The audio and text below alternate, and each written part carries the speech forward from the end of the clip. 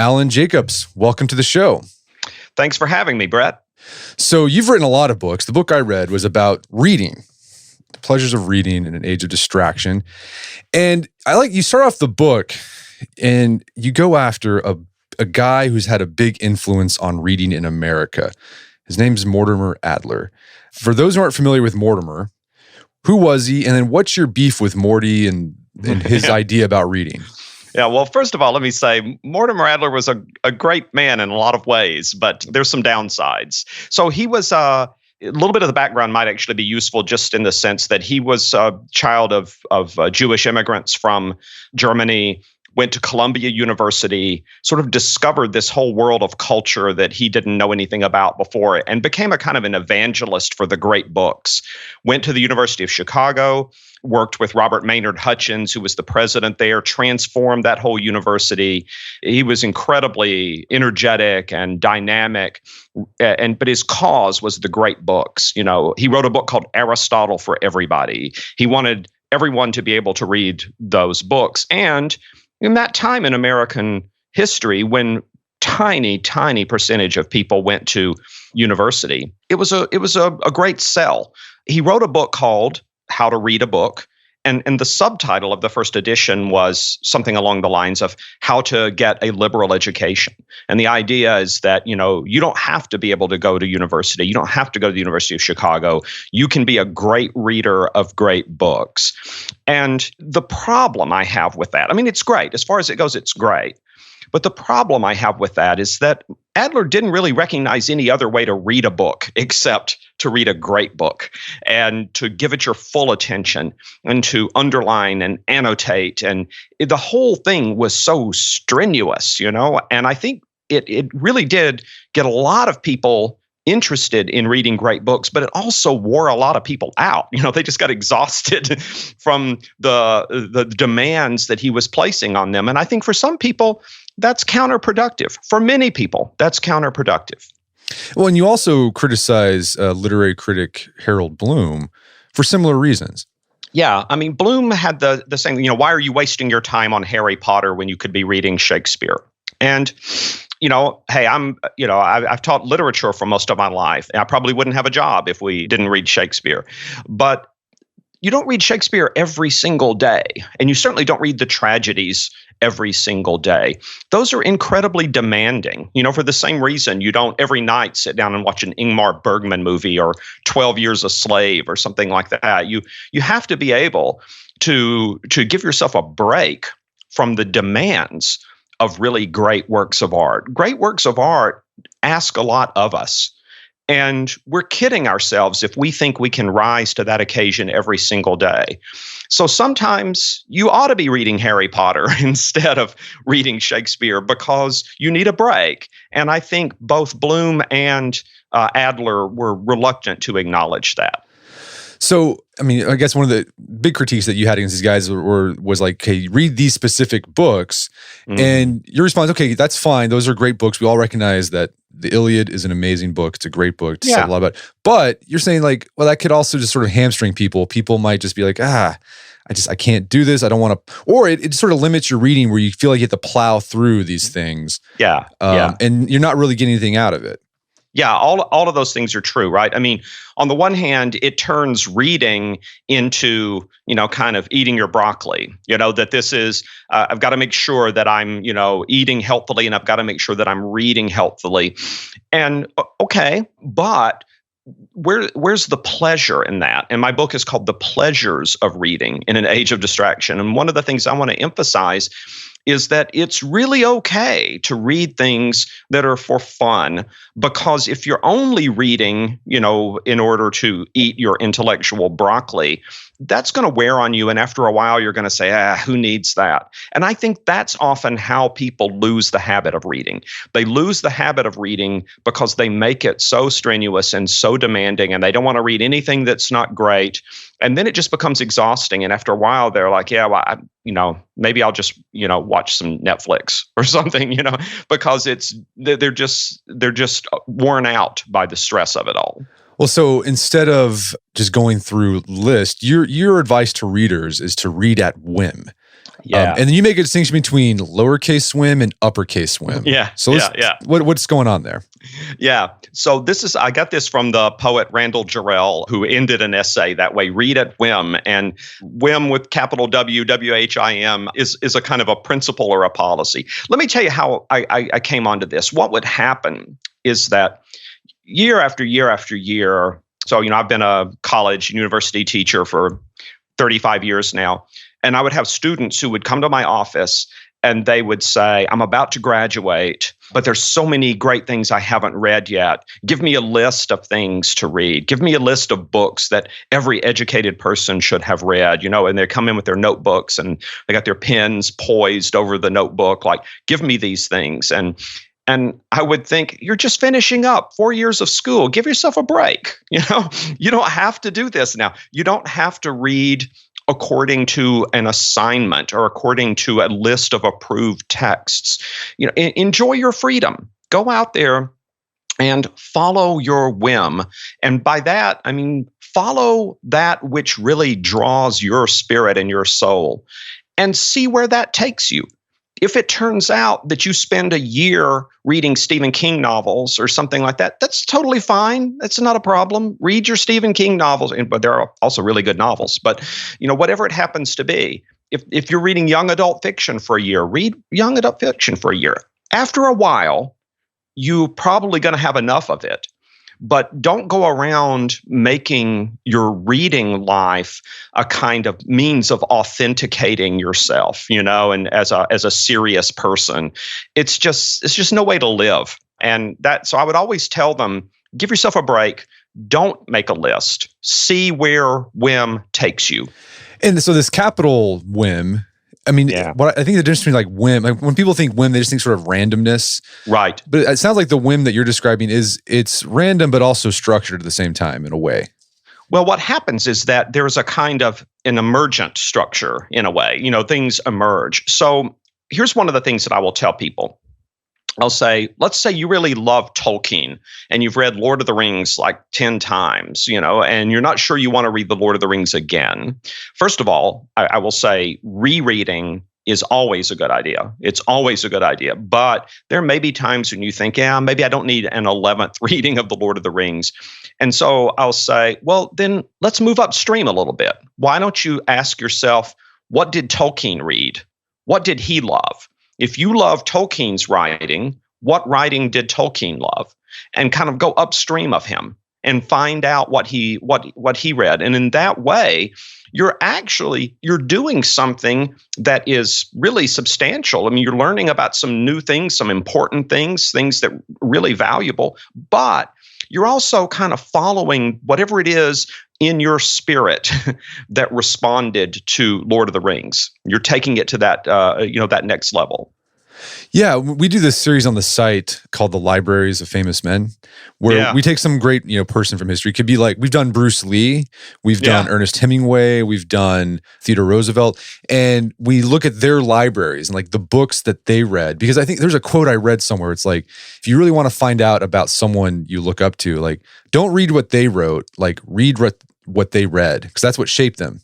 Yeah, exactly. That's the idea. And it is something in which it's not a dry scholarly exercise. You're being drawn by something you love. You're being drawn by something that has really spoken to your heart, and you're moving through that and on to a much broader terrain. And so it's a way to expand your reading and grow and deepen your mind, but without that sense of duty of just marking things off a list. The problem with that is, I think, when you're marking things off a list, that's not really a sign that you want to read something. That's a sign that you want to have read something, or you want to be able to say you have read something.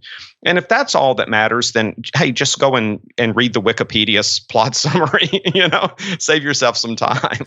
Well, the other thing about this upstream tactic of expanding your reading, so say like you do like Tolkien and you start reading what he read, like eventually you're going to probably end up to one of those great books. Absolutely. That's where it's going to take you there. But the difference is you're not reading it because this is something on my list and I don't feel like I'm a really educated person if I haven't read this book. Instead, you're reading it because your whim, with that capital W, has taken you there. And so that way it's more integrated with who you really are as a person and what you really love. And it's less about how you want to present yourself to other people.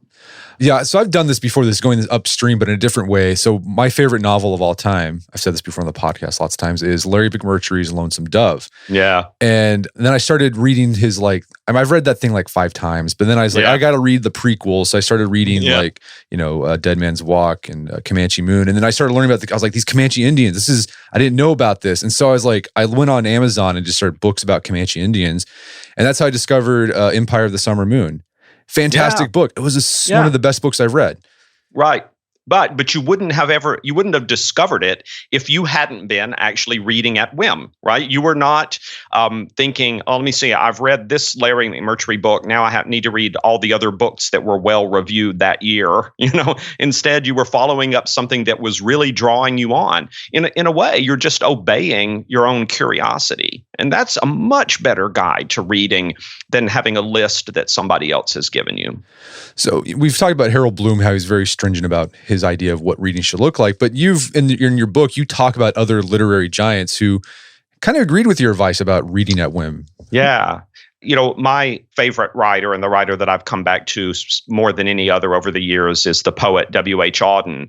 And he actually, I think, was reading an essay of his that kind of set me off down this path, because he says in one of his essays that great masterpieces, are for the high holy days of the spirit. They're not for every day. In exactly the same way that you would not eat a 7-course French meal every night, you don't read a great masterpiece every day. You save it for those times when you are kind of morally and spiritually and emotionally prepared for it. And that was really the thing that set me off down this little path. And then another person you've written about a lot, written a biography about him, C.S. Lewis, had this very idea of kind of whim, following whim where it takes you. Yeah, exactly. And the way that often expressed itself in Lewis is following the desire to reread something.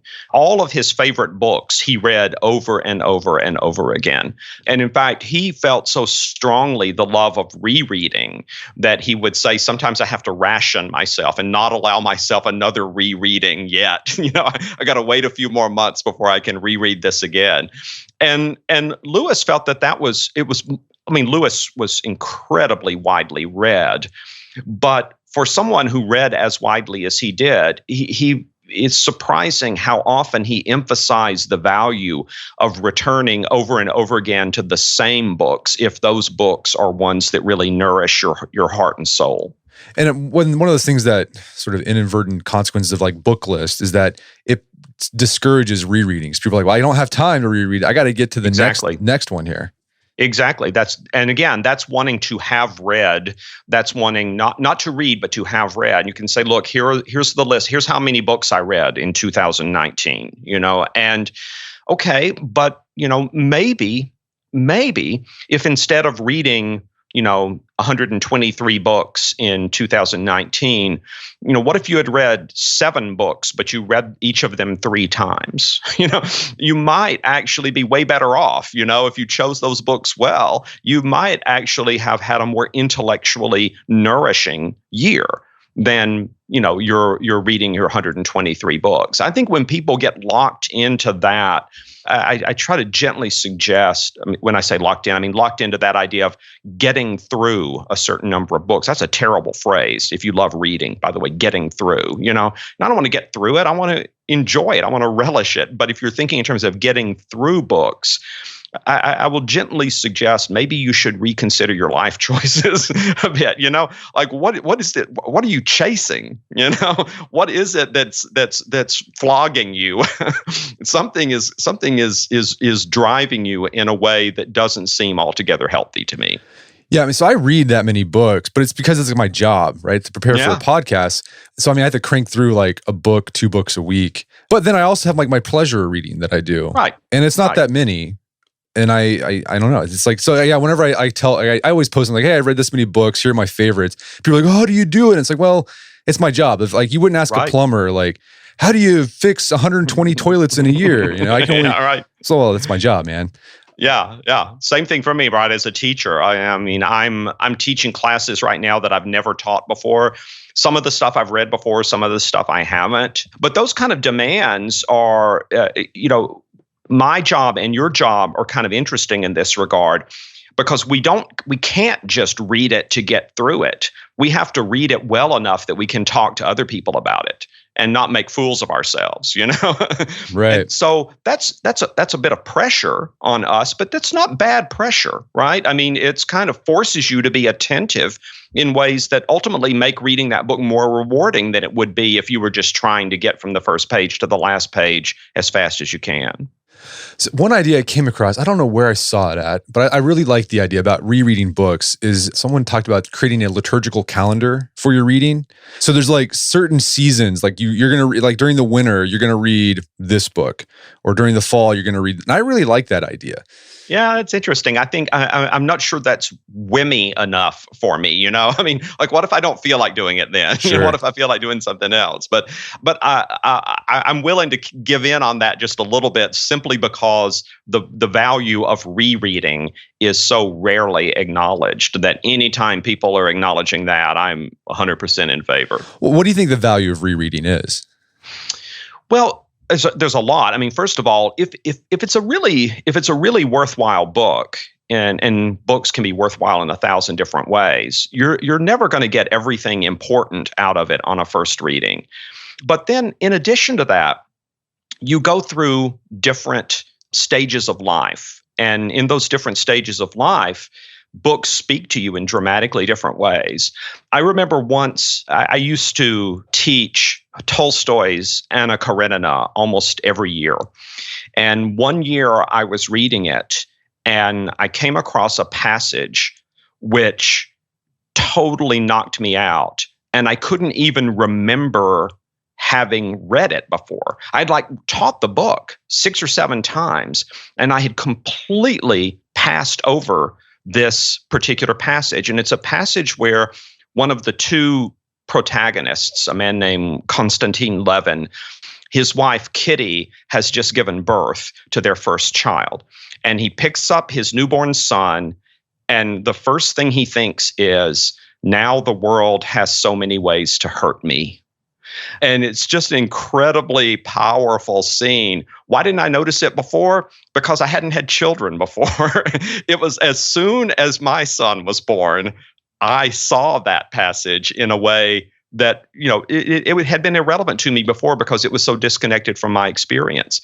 At that point, I thought to myself, what's wrong with you that you didn't notice this? Did you have to have a child in order to understand how emotionally overwhelming it is to have a child? I guess so. So I learned something about myself there. I learned about the things that I was paying attention to and not paying attention to. And you sort of go back when I go back to books, especially books that I teach, because if it's a book that I teach, I write a lot in the margins. And it's really kind of funny to look at my history as a reader. I'll look back and I'll think, that's stupid. Why did you say that? You didn't know what you're talking about. I'm arguing with my earlier self, But sometimes my earlier self noticed something that I wasn't noticing, and I'm thankful for that. So it's rereading a book is kind of an exercise in self-understanding, as well as an exercise in better understanding of the book. We're going to take a quick break for a word from our sponsors. And now back to the show.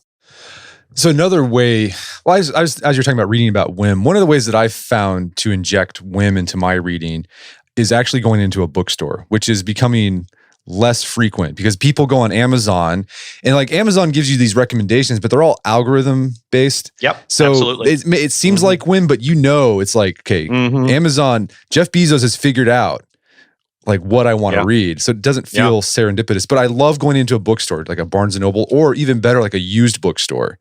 I know. Yeah. That's the best feeling in the world. Because you have no idea what you're going to find. Yeah. And that's the really cool thing. I read just this morning, an article in The Guardian of London about a bookstore in London. It's an independent bookstore, and they started offering a few years ago this service. You can call them on the phone, or you can come in or to the store, or you can even do this online. And you tell them, what are your favorite books? What are the books that are most important to you? What are the books that you've reread the most often? They just kind of get a little profile of you as a reader. And then what they do is you can sign up, you can subscribe for a package, and according to how much, which package you subscribe to, they send you books in the mail, and they wrap each book individually as a gift. It's their recommendations for you based on what you've told them about yourself as a reader. And you can subscribe, so you get, 6 paperbacks, or you can get a dozen hardbacks, or, you decide what it's going to be, but they mail them to you and they're wrapped up as gifts. So you actually don't know until you unwrap the little package what's going to be in there. And I think that's so terrific. It's anti-algorithm, it's all based on people who've read a lot of books, who listen to you, how you describe yourself, and then make a decision for you. And this bookstore was really struggling until they started offering this particular service, and it's just absolutely taken off. And because part of it is the personal character of it, but another part of it is you're getting wrapped up gifts in the mail. What's cooler than that? People love getting stuff in the mail. Oh yeah. So okay, this idea of whim. It's not just like read randomly. Like read what gives you pleasure. I like the idea of going upstream, maybe digging into a topic. So I mean, if you read a novel, but you come across a nonfiction idea, like mind that, like just go different directions. And also I want to make clear, I think you're not saying like don't read the quote unquote great books, but you don't have to do it you don't have to make your diet all the time. That's right. It doesn't have to be that all the time. And then if you come to them because you're genuinely interested in what they have to offer, rather than because you're trying to cross them off a list. Or, if you say, what, I know this book is going to be a challenge. I know this book is going to be hard for me, but that's what I want right now. I want a challenge. That's totally great. It's the crossing the books off the list that is the death of pleasure in reading. That's the thing I most want to warn people away from. Gotcha. And it might be the case you start enjoying reading, like the great books have become your thing. Like that might be your whim. That's exactly right. That may be where it takes you. And I actually think that eventually that's, if you say, what I'm going to do, I'm going to take a year and I'm not going to read anything except thrillers and, mystery novels or whatever your kind of genre fiction thing is. I think for a season in your life, that's totally great. But I bet there's going to be a time where you will say, you know what? I think I've done enough of this. I think I need something that's, a little more meaty, something I can really chew on, not just pure carbs, right? But something that's that's more substantial. And at that point, you'll be moving towards more challenging and more difficult books, not because you're trying to impress somebody else, but because that's the food you need. And when you do follow whim in the right sense of the word, that's what you do. You learn better what it is that you need as a reader. What is it that feeds your heart and your soul and your mind? And if you don't read at whim, but you only read according to a list, you'll never find that out. There'll be really important things about yourself that you will never know. Speaking of great books, this sounds Platonic, right? Plato is all about, follow like love. Love will eventually lead you to the good, right? Yeah. But of course, he also knows that there are people who don't understand that and who will continue to try to pursue the most grossly physical. Plato wasn't big on the physical, the most grossly physical kinds of love. And they won't rise. They won't look for something better. And, if that's the way you are, if you find yourself, over and over and over again, just reading the stuff that isn't substantive, that's just kind of the cheap calories, then maybe it's time to step back a bit and say, why am I like that? Why, what is it that's preventing me from trying something that's more challenging? But again, that's a product of self-reflection, and that's what Plato wants, right? Socrates is always pushing people towards that self-reflection.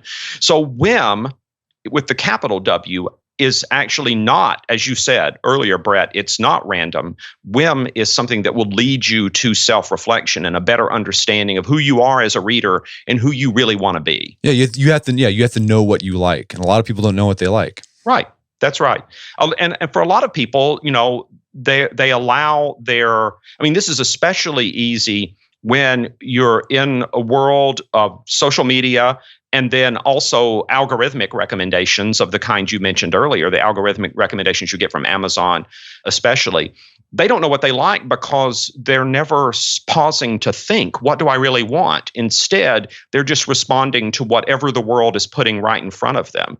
And when you do that, you can kind of get out of the habit of making your own decisions, and you can get out of the habit of self-knowledge. And in that way, I think you're on a treadmill at that point. You're trying to catch up with all the things that other people are talking about, and you're losing your ability to form your own soul. Yeah, and if you feel like that, you can go to a book to find answers on how to deal with that.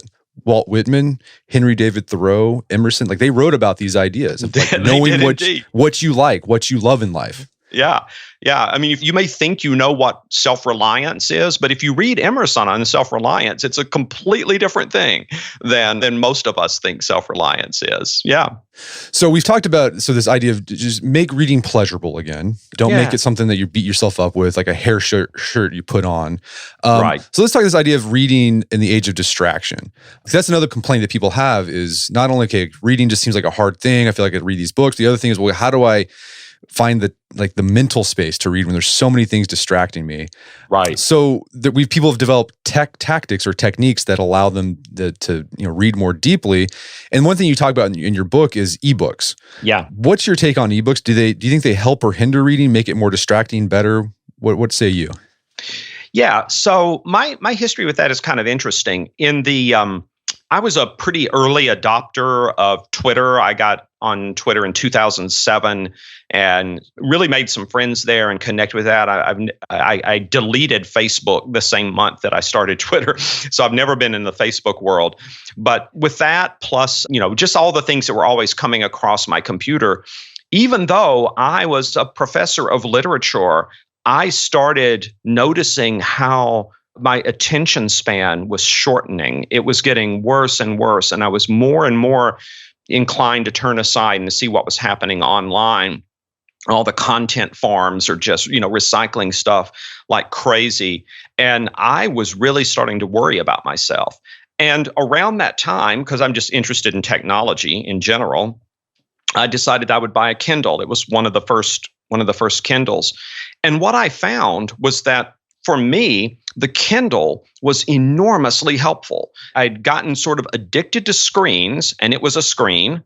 I got sort of addicted to, tapping things with my fingers and thumbs, and this had I could click my thumb and turn the pages. And the Kindle really helped me to get my concentration back. But the main thing there, it is a screen, and you do use your thumbs to turn the pages, but it really isn't good for anything else. I mean, there's a rudimentary web browser on the Kindle, but it's terrible. Anybody who's tried it knows that you can't do anything with it. And so it doesn't distract me. It's not always offering me something else. I can't read that way if I'm on my phone or an iPad or my computer, because, in the back of my mind, I always know I'm 2 taps or 2 clicks away from looking at somebody's Instagram feed. The Kindle was really good for me in helping me to get back into reading and being able to pay attention for a long period of time. So I don't read on the Kindle as much as I did, but for that season of my life, it was incredibly helpful to me. What kind of books would you read? Did you find yourself gravitating to certain kind of books that you read on the Kindle? Yeah, mainly I would read things that I didn't feel I needed to mark up, right? So I don't think if my life depended on it, I could teach from a Kindle version of a book. Teaching for me is all about having that page that's marked up. There's also a really a really important thing when you're teaching the kind of books that I teach, and I do kind of work in a sort of a great books environment at least part of the time. When you have a book in your hand and I'll say, okay, turn to page 69, and then we'll read something on 69. I'll say, okay, now keep your finger there and let's go over to page 221. And then we look at that and we compare the two. You really can't do that on a Kindle. It's almost impossible, whereas it's easy as pie on in a Codex book. So when I don't need to mark something up that I will read the Kindle. Sometimes, often that's pleasure reading, but sometimes I'll actually know that I need to teach a book, and I will actually buy both the Codex version and the Kindle version. And the first time through, I'll just read the Kindle version just to give me a kind of a first read through. And then that helps me when I turn to the Codex, to the paper book, to know how to annotate it better.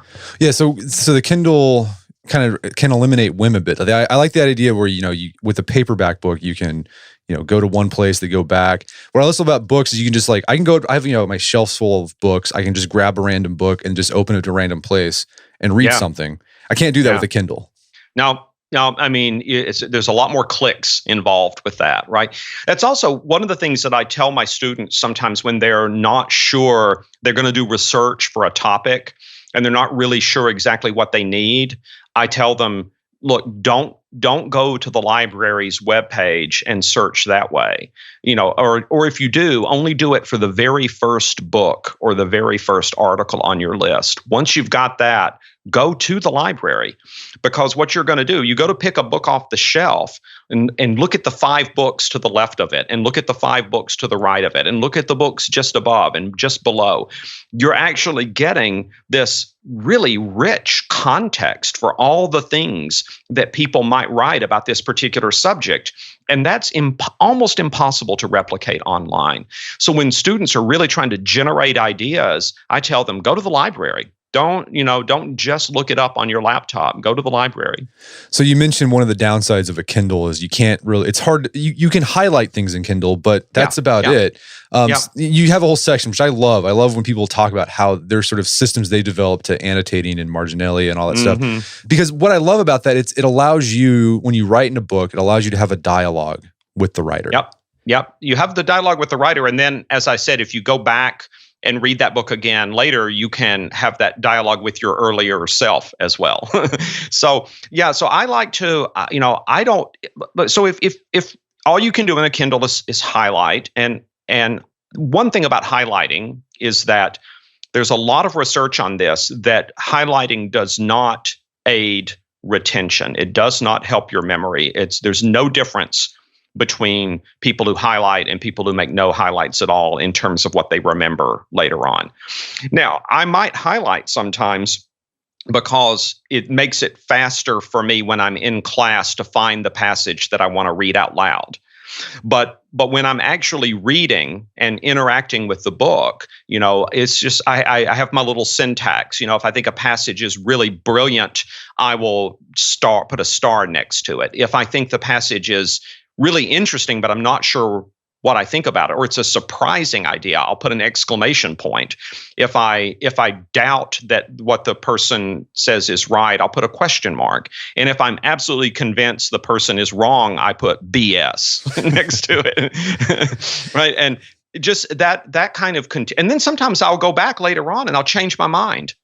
And I'll say, no, that shouldn't have been an exclamation point. That should have been a question mark, something like that. Do you write questions out, write things in your margins, like sentences? Is that something you do? Yeah, I do. But I do that much more often when I know I'm going to have to teach something or I'm going to have to write about it. And of course, not all books really make room for that.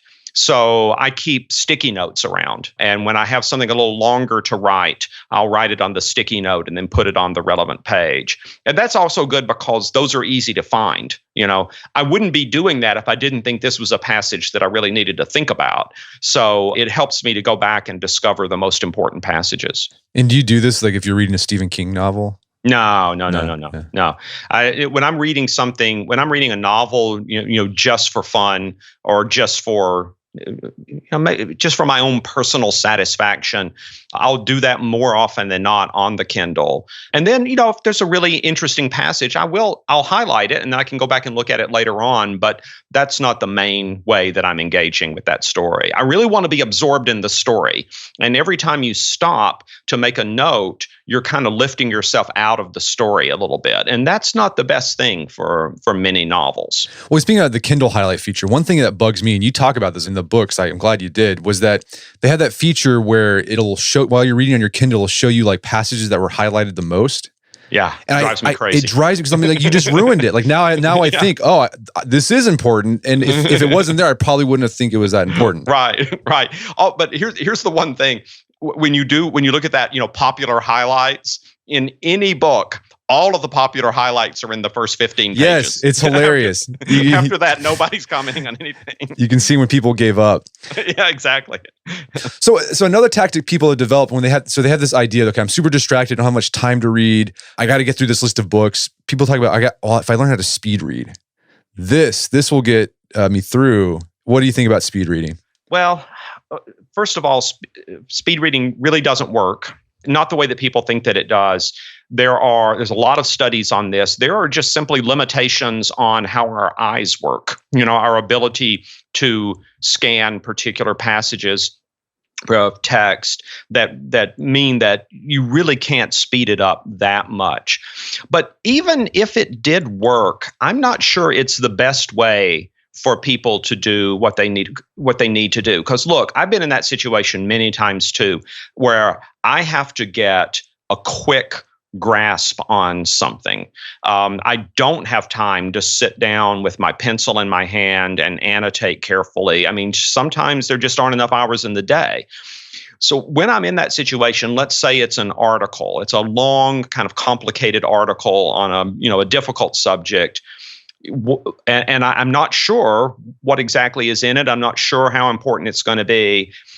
Speed reading actually would be a lousy way to address that problem. What I do in a case like that, and I think a lot of scholarly readers do the same thing, I'll read the first paragraph of the article carefully. Then I'll read the last paragraph of the article carefully. And on the basis of that, I have some idea of what's going on in it. If I realize, sometimes at that point I say, I don't need to pursue this any further. It's not going to give me what I want. But I found that out a lot quicker than I would by speed reading. But if after reading the first paragraph and the last paragraph, I think I still need to look into this some more, I go back to the second paragraph and I read the first sentence of it. Then I read the first sentence of the paragraph after that. And in that way, what I'm doing is I'm starting at 40,000 feet. And then I'm coming down to 20,000 feet. And then ultimately, if I see, this thing is really valuable, then I stop and I go through the whole thing. Or if I don't have time to do that, I make a note, this is something I need to come back to and read carefully. But right now, I'm just getting the main points. And that is actually a much more efficient and useful way to get hold of something in a short period of time than speed reading, because I'm getting the structure of the argument rather than just treating every word as being the same value as every other word. Well, that's a tactic from Mortimer Adler. I mean, we kind of dogged on at the beginning. Yeah, but you say, no, look, his book, How to Read a Book, which I think everyone should read it. I think it's some really useful information there. But he kind of tells you how different ways you can read a book that can allow you to do things like that you do. Yep, absolutely. And that's the thing. It's not that he doesn't give good advice. It's just that he only has one kind of reading in mind. And he tends to leave out the many kinds of reading that are rewarding and above all, pleasurable, that don't really lend themselves to that sort of model. But if you really do have to know something, in a short period of time, Adler is actually a much better guide for you than any speed reading program would be. Yeah, I've kind of developed my own tactics for reading different kinds of books, because you start recognizing different kinds of books have different types of formats, and certain formats are conducive to certain types of reading. So if I'm reading a fiction book, I don't skim that at all. I'm going to read that. I'm going to savor it. Like a hard work of philosophy, I'm going to go through that, take my time. But if it's like one of those pop psychology, pop business books, here's the format on those things. It's a cookie cutter. What you do is you start off with a principle, and then you start off with an anecdote where someone a story is highlighting, and then there's bullet points, and that's it. And so you can just skim those things. I know I can skip the antidote. Yeah. You can just get to the principles. Yep. Rinse and repeat, right?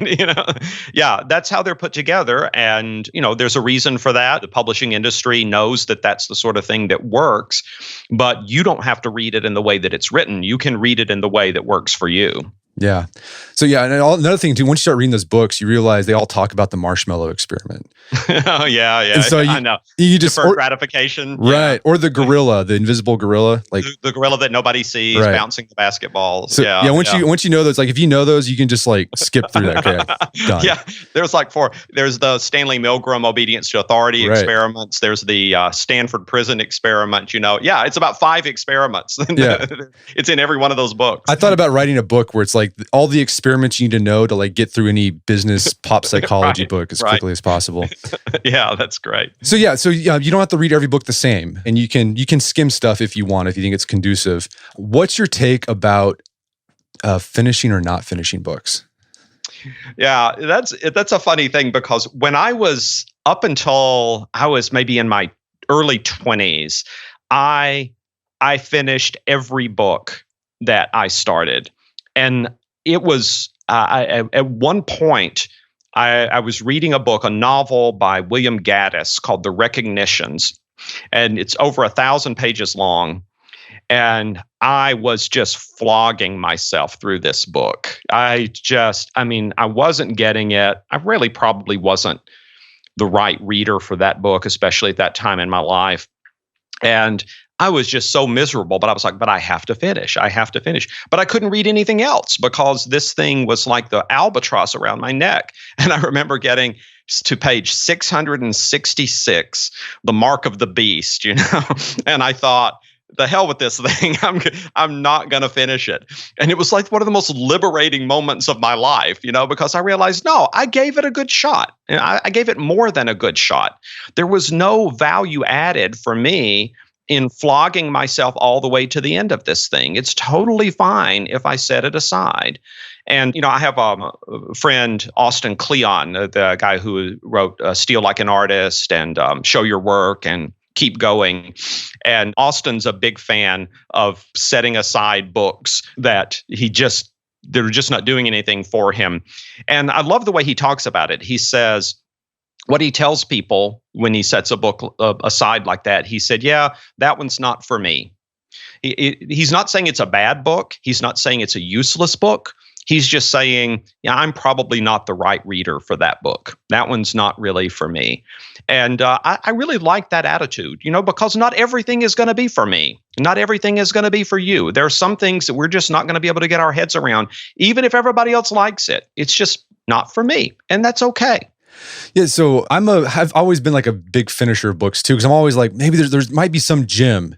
Yeah, like one single gem. But then lately I've gotten to the point where I'm just like, I give up on books. Like I'm a member of a great book club here in my town. But our policy is like, read it, but if like it's not doing anything for you, just give up. And then we talk about like why you gave up on it. Like what? That's great. What was it? So I had to do that with we were in Erasmus and Martin Luther's debate about free will. Yeah. And yeah. I had to give up on that, and I couldn't finish it. I tried, and I'm like, no, I can't do it. Yeah. But that's great, right? If you didn't talk about why, like what was it that I couldn't get into? What was impeding me? What was getting in my way?